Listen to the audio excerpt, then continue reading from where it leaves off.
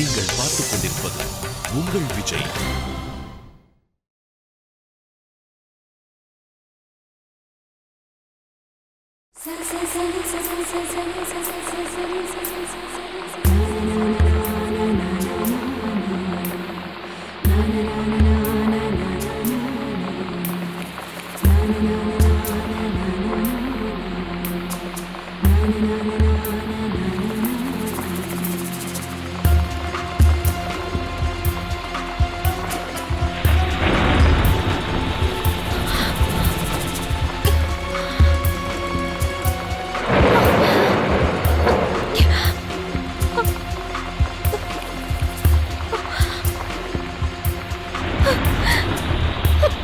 புத்ரா,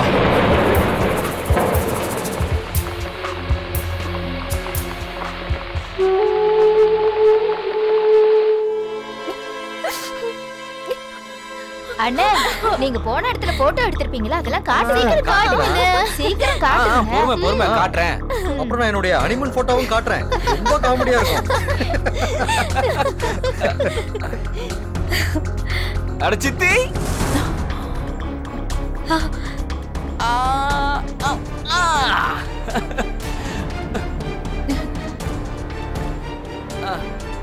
என்ன இது ஒரே ஈரமா இருக்கீங்க?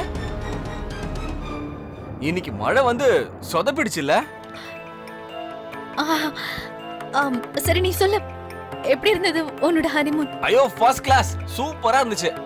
அதை விடுங்க, நீங்க எப்படி இருக்கீங்க? சரி, வீட்ல எல்லாம் எங்க போனீங்க? அது என்ன, பெரியப்பா வீட்ல தான் இருந்தாரு. அப்புறம் உங்களுக்கு தெரியுமா, நாங்க படம் பார்க்க போயிருந்தோம். ரொம்ப நல்லா இருந்துச்சு. பெரியப்பாக்கு ஏதோ ரொம்ப அர்ஜென்ட்டான வேலை வந்துருச்சாம். அதனால அவரால் வர முடியாம போச்சு.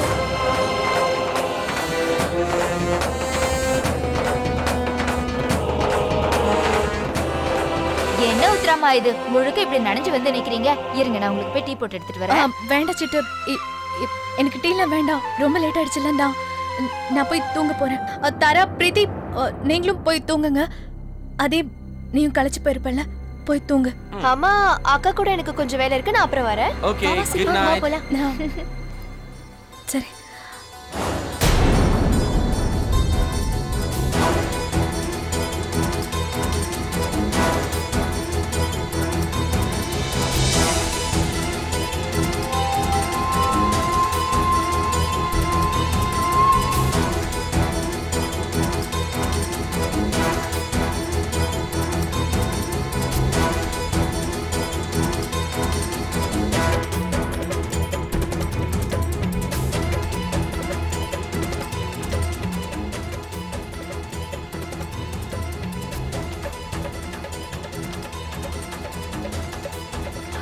எதுவா இருந்தாலும் அடுத்த அடி எடுத்து வைக்கிறதுக்கு முன்னாடி உண்மை என்னன்னு தெரிஞ்சுக்கணும். மேடம், எங்க போறீங்க? கிச்சனுக்கு. அப்படியா? சீக்கிரம் வந்து, இல்லைன்னா அதுக்கு அவசியமே இல்லை. நான் 2 நிமிஷத்துல வந்துடுவேன்.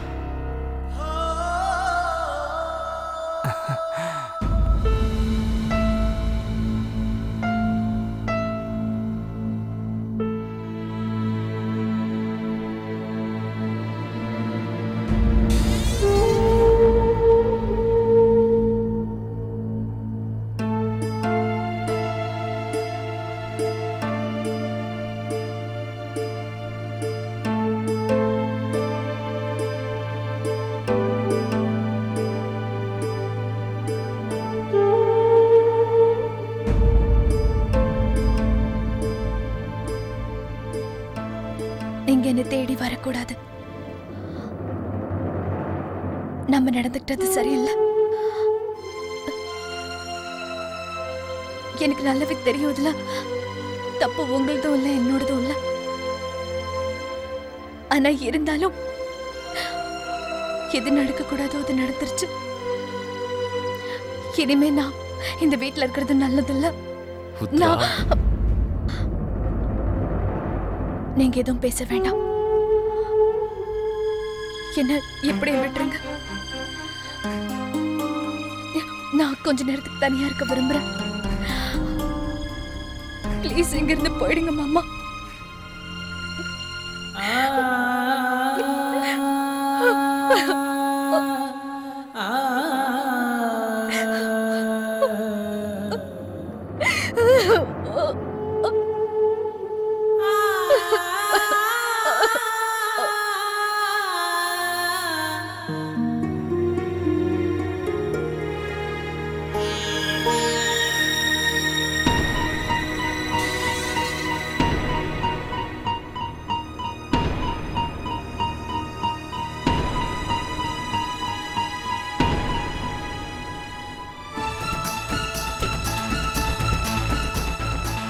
என் சந்தேகம் கிளியர் ஆயிடுச்சு. நடந்த எல்லாத்துலயும் உத்ரா ஆண்டிக்கு எந்த சம்பந்தமும் இல்ல. இது எல்லாத்துக்கும் காரணம் டாட் தான். என்னை விட உனக்கு கிச்சன் ரொம்ப முக்கியமா போயிடுச்சுல. 2 நிமிஷம் சொன்னேன், இப்ப 8 நிமிஷம் ஆயிருக்கு தெரியுமா? பால் சூடு பண்ண போனேன். வீட்டுக்கு வந்த உடனே வேலையா? இதுக்கு நம்ம ஊர்லயே இருந்திருக்கலாமே. 2 பேரும் ஒன்னாவது இருந்திருக்கலாம். சாரி. உன்னோட சாரி யாருக்கு தேவை? என்ன சமாதானப்படுத்துறதுக்கு நீ நிறைய செஞ்சாகணும்.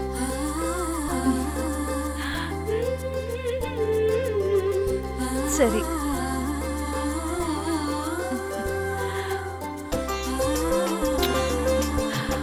போதுமா?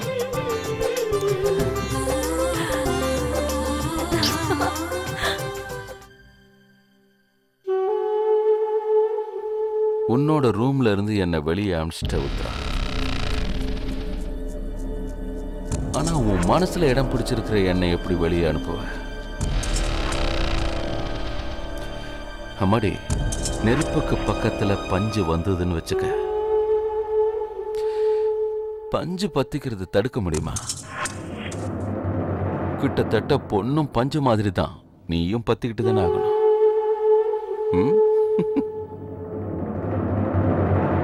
இந்தாங்க குடிங்க. இன்னைக்கு உங்களுக்கு இது தேவை. அட பிரியம்மா, நீங்க எப்போ வந்தீங்க? தேங்க்யூ. அது சரி, என்ன அதிசயமா இதெல்லாம் எனக்கு கொண்டு வந்து கொடுக்குற? என்கிட்ட ஏன் மறைக்கிறீங்க? உங்களோட மோசமான முகத்தை நான் ரொம்ப நல்லா பார்த்திருக்கேன். திரும்பவும் பழையபடி வளர ஆரம்பிச்சிட்டியா? வளர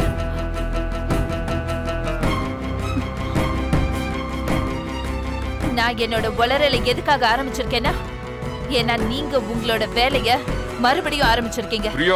தேவை இல்லாம கத்தாதீங்க.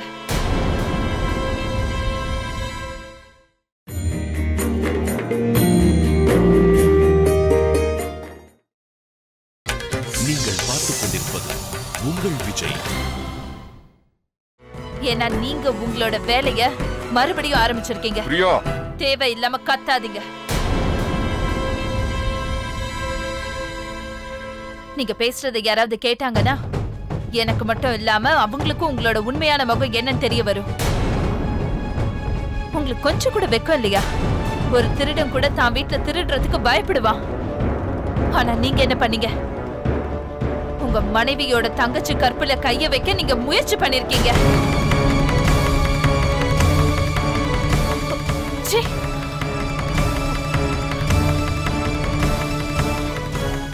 என்ன அப்படி பாக்குறீங்க?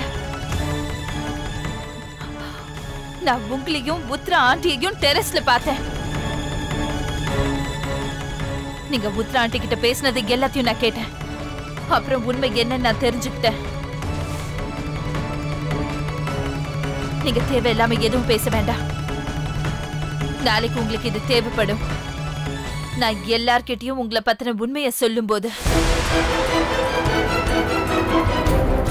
நீங்க என்கிட்ட தப்பா நடந்துக்கும் போது அது ஒரு மோசமான இன்ஸ்பெக்டரோட வேலைன்னு நினைச்சேன்.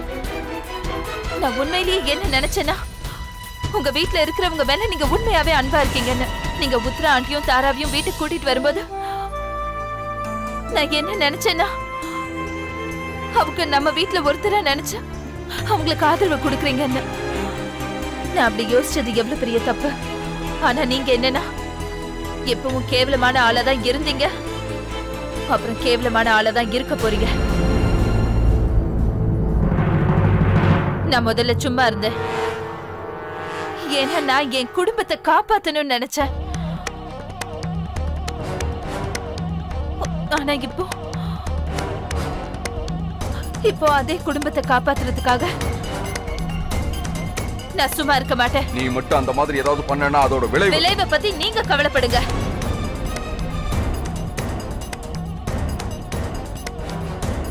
நீங்க சொல்ல வரத நான் கேட்கவும் போறது இல்ல. அப்புறம் நான் உங்களோட இந்த மிரட்டலுக்கும் பயப்பட போறது இல்ல. நீ போய் தாராளமா சொல்லு. உன் பேச்சை யார் நம்ப போறா? மந்திரியோட பேச்சை நம்புவாங்கல்ல?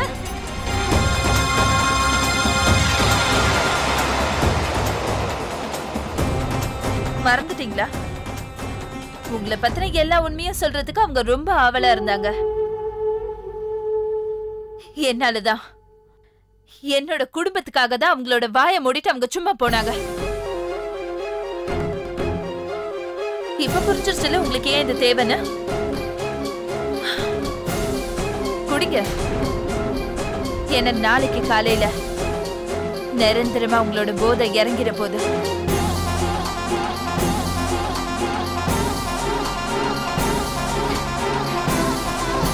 Good night.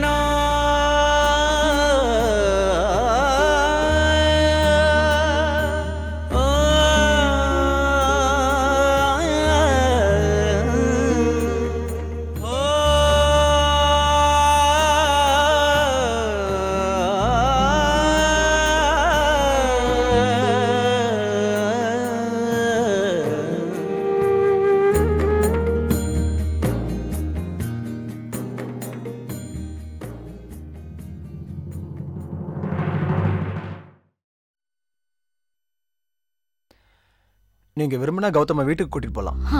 ஆனா அவருக்கு ஓய்வு தேவை. என்னோட வரீங்களா? கொஞ்சம் ஃபார்மாலிட்டிஸ் இருக்கு. சரி வாங்க.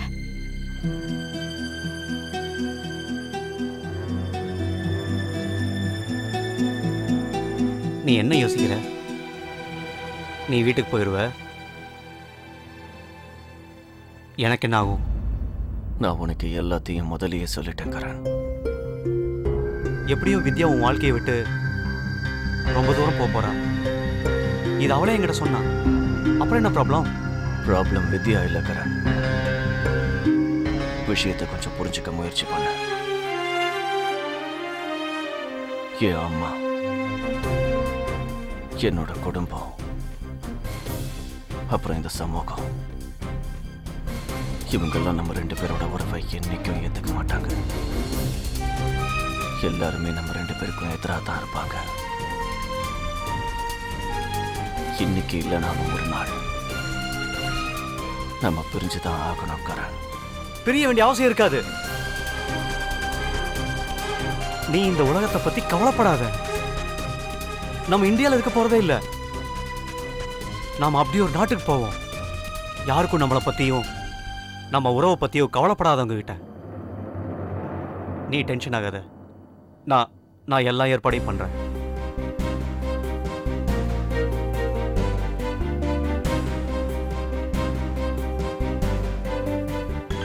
ஒரு தடவை நிதானமா யோசிச்சு பாரு.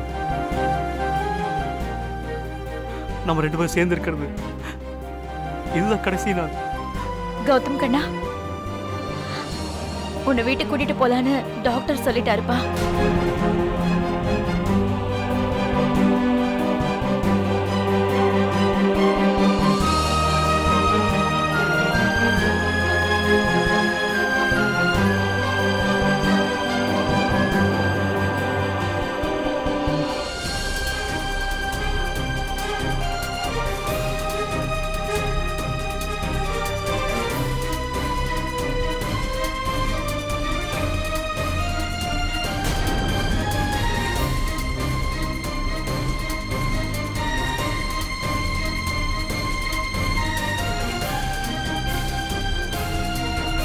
வா வித்யா.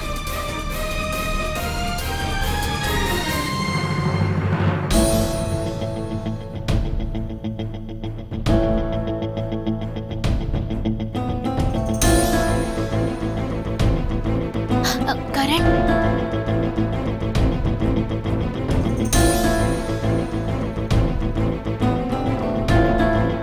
சொல்லுங்க. அது கரண், நீங்க எனக்கு ஒரு சின்ன உதவி பண்றீங்களா? சொல்லுங்க.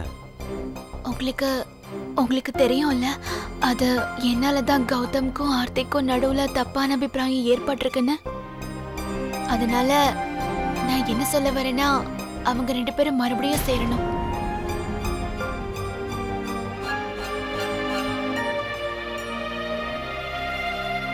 அது எனக்கு என்ன பண்றதுன்னு புரியல. அதனால எனக்கு என்ன தோணுதுன்னா, நீங்க கௌதமோட பெஸ்ட் ஃப்ரெண்ட், நீங்களே ஏதாவது ஒரு நல்ல ஐடியாவை கொடுங்க. அதால நான் 2 பேரையும் மறுபடியும் ஒண்ணு சேர்க்கணும். கரண், நீங்க எனக்கு உதவி பண்ணுவீங்கல்ல?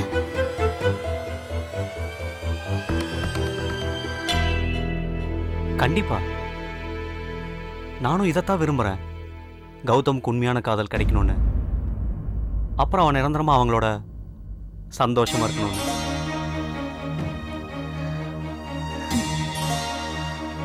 தேங்க்யூ கரண். எனக்கு தெரியும் நீங்க நான் சொன்னதை மறக்க மாட்டீங்கன்னு.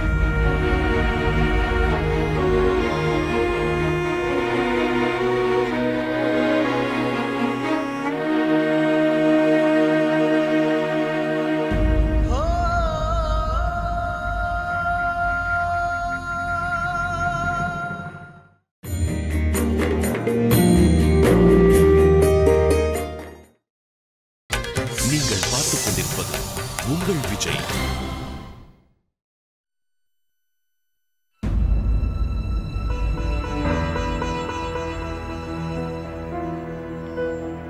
சித்தி, எனக்கு பயங்கரமா பசிக்குது. முதல்ல டிஃபனை கொடுங்க. ரெடியா இருக்கு, சாப்பிடு. பிரீத்தியும் தாராவும் எங்க கிளம்பிட்டாங்களா? அவங்க சாப்பிட்டு கிளம்பிட்டாங்க. நீ சாப்பிட ரெடியா இருக்கு. சரி, அப்பா எங்க? வந்ததுல இருந்து மீட் பண்ணவே இல்ல. நடராஜ் என்ன அம்மா, போய் சார கூப்பிட்டுட்டு வாங்க. சரிங்கம்மா. அண்ணா, நீங்க இருங்க. சித்தி, நீங்க போய் கூப்பிடுங்க. நீங்க கூப்பிட்டா உடனே வந்துருவாரு.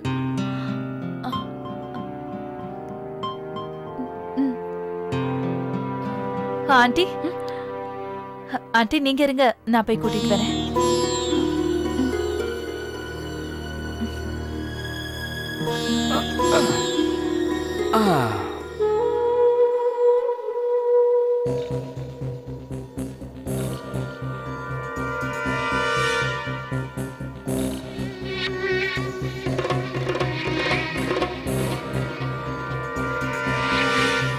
நான் எப்படியாவது பிரியா கிட்ட பேசி அவளை சமாதானப்படுத்தி ஆகணும்.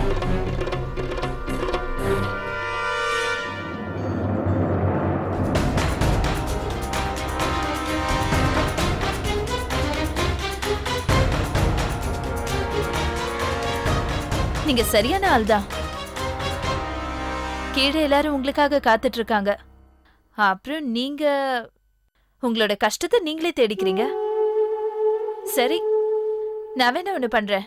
நான் எல்லார்கிட்டயும் போய் நீங்க உங்களுக்கு வரப்போற கஷ்டத்துல இருந்து தப்பிக்கிறதுக்கு ஐடியாவை தேடிட்டு இருக்கீங்கன்னு சொல்லிடுறேன். ஒரு நிமிஷம் பிரியா, இந்த மாதிரி ஒரு முடிவை தயவு செஞ்சு இருக்கிறாங்க.